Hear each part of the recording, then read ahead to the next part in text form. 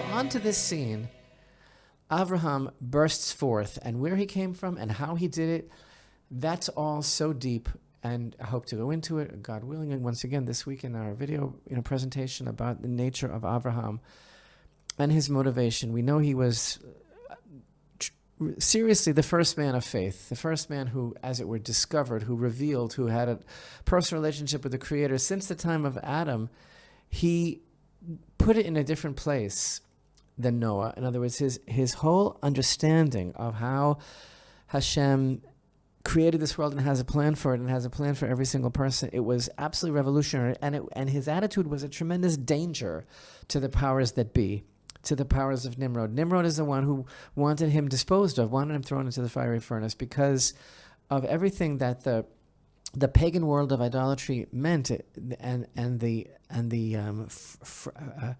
fractionalization and the diversiveness of how they were able to pawn off on society fear and vulnerability, because we're at the mercy of all of these forces all the time. And then Avraham came along with this unified theory that there's only Hashem.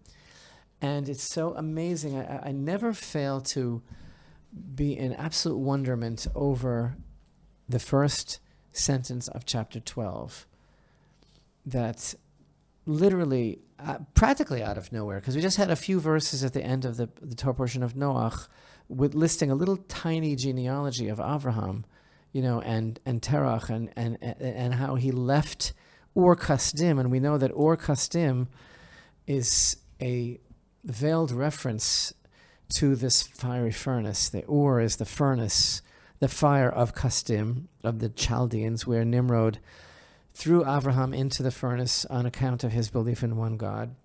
Avraham comes out unscathed, and then all of a sudden we find, for the first time in recorded history, from the time of Adam, God is speaking to a person, right? And not like when he spoke to Noah and he said, I'm going to destroy the world, but he said to Avraham, go for yourself.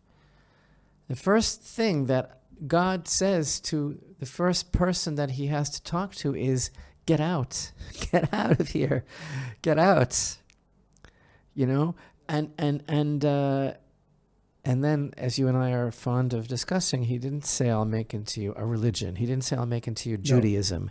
He said, I'll make into you a people, a great nation, and that people I will bless. Those that bless you will be blessed. Those that curse you will lose their Adidas contract and everything else. And am I allowed to say that?